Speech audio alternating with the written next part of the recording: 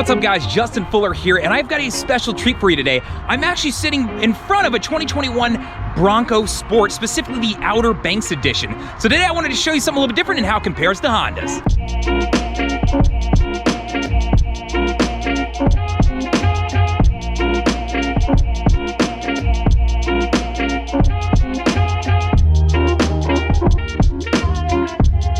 All right guys, so let's talk about what's underneath the hood of this Bronco, right? So as we come on inside, this is sitting on the base model. So you've got a 1.5 liter engine under this thing. It's an EcoBoost, and you're getting 181 horsepower underneath the hood. So you can see you've got quite a bit of space you can still work with here while still accessing your standard points of entry that you would need, such as filling up fluids and accessing your battery. Now this car offers a 1.5 liter and it offers a 2 liter.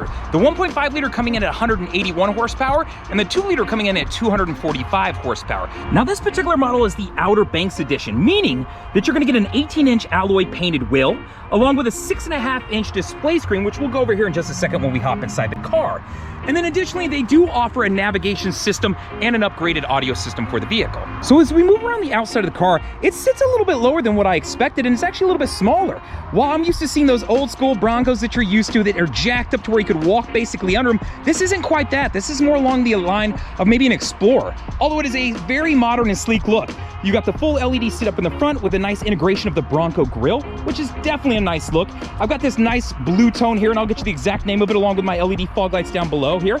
As you come across, as I mentioned, it is badged as an Outer Banks edition, meaning that it does get those 18-inch alloy wheels, a 6.5-inch display screen in color, and then it offers options related to navigation being added and an upgraded audio system. You do have the roof rails already set up on top, along with a privacy tent in the back of this vehicle.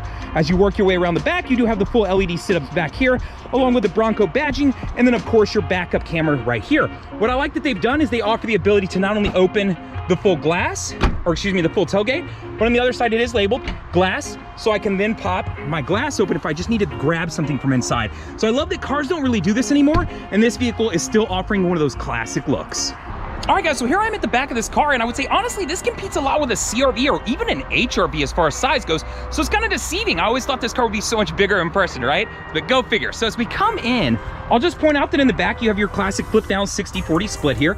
They've got this nice rugged liner in here, and then you pick up and you lift out to get down to your spare underneath, so that you have a full diameter spare, so not necessarily a donut, but not full size when you get in there. So I'm gonna slide that back into place. And then you do have these lasso tie downs, which are kind of cool. You can just push something through it and it'll lock it into place. So you've got 4 of those set up. And then you've got a power outlet back here. And additionally, you do have some lighting that you can use back here additionally too.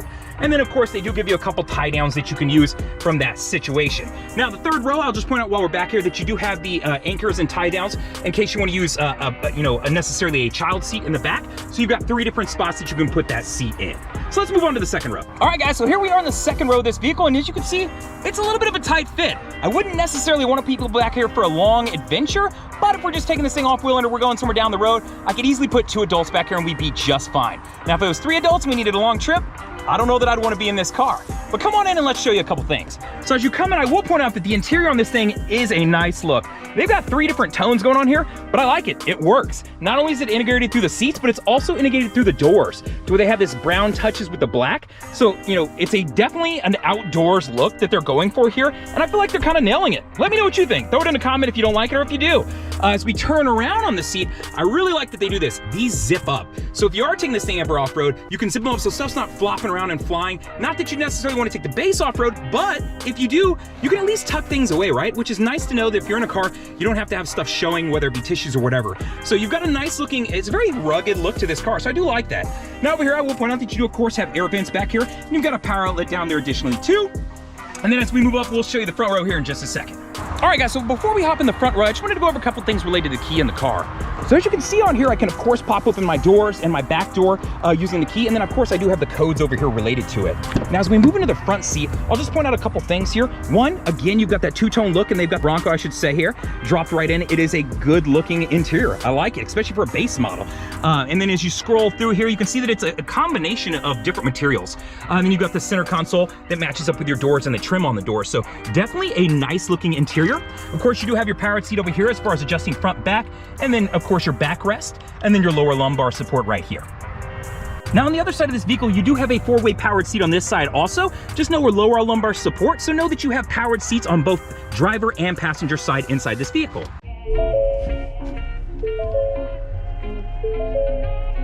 So let's start over here on the left side of the dash. The first thing I want to point out is you do, of course, have a trunk release, or I should say a tailgate release as far as opening the glass.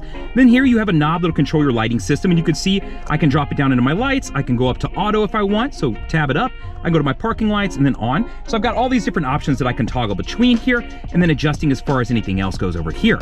Now up here, if you want to affect your lighting, or if you want to turn on your lane keep assist, you absolutely can off the tip of the button stalk, and when you do, it'll prompt you over here.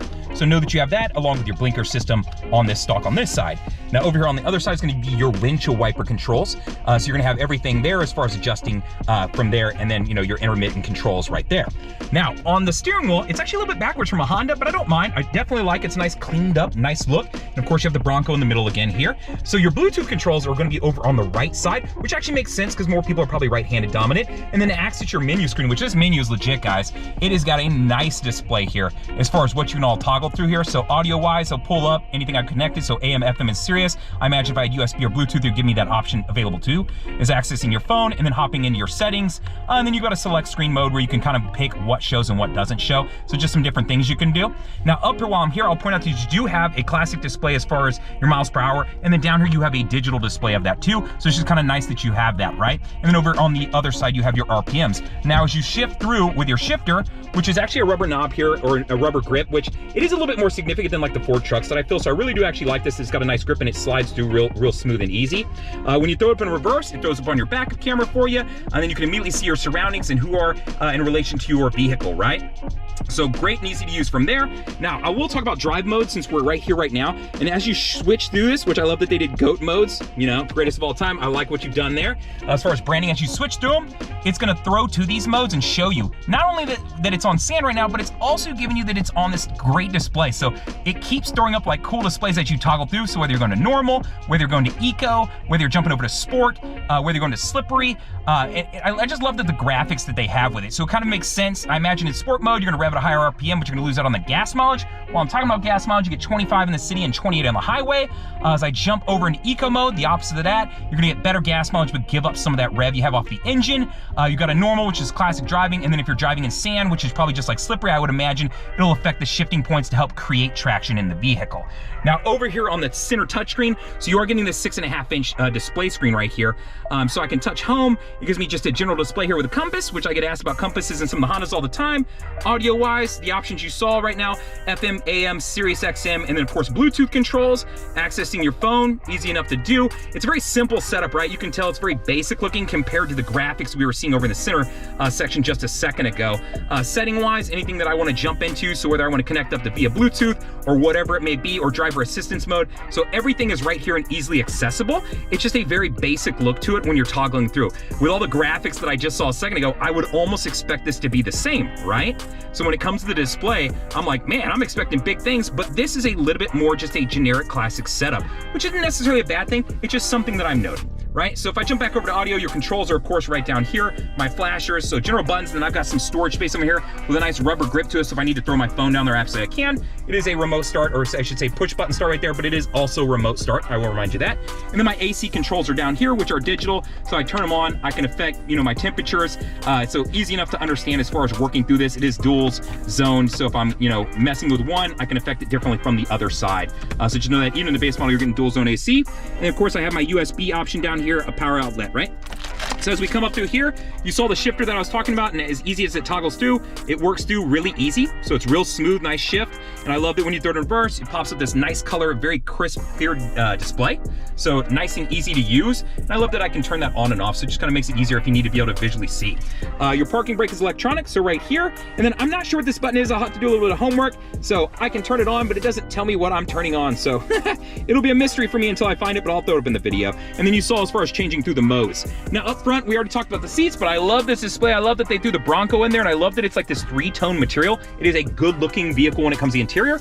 You have an auto-dimming mirror, and then above you, your normal, what I call new car stuff. I don't think this needs much of an explanation, just your typical vanity lights and all of that. Now, as far as looking out of a spot that I maybe can't see, I do have a little bit of a blind spot back there, and it's a little bit tighter out that back window. because the car is just a little bit smaller than my expectation. So overall, as far as the look of the car outside looks great, just smaller than I expected. As far as the interior goes, this interior looks great. I love it. I like it. Let me know what you think. As far as the touchscreen goes, the initial display and some of the things they show are awesome, but when you're talking through menus, it's a little bit more basic, which I was kind of thrown off by, but no big deal. So long as I can still move through those things seamlessly, I don't necessarily mind. Other than that, I would say I would just be eager to get behind the wheel, but this isn't my vehicle and I'm not gonna drive it today. So 1.5 liter is 181 horsepower. I would probably wanna jump up to that 2 liter and get the 245 horsepower, but that depends on you and of course what's in your budget. This specific vehicle right here in this package is, looks like 33,000, I think 555, I'm reading it backwards there. So a little bit above your base price because you went to that Outer Banks limit to get the 18-inch wheels and the 6.5-inch display screen, right? So let me know what you think. How do you compare this? Do you think this compares more to a CRV, more to an HRV? It's definitely an interesting mix, and it is of course a classic though that Bronco is bringing back. So hopefully you enjoyed it. Let me know what you think. Later guys!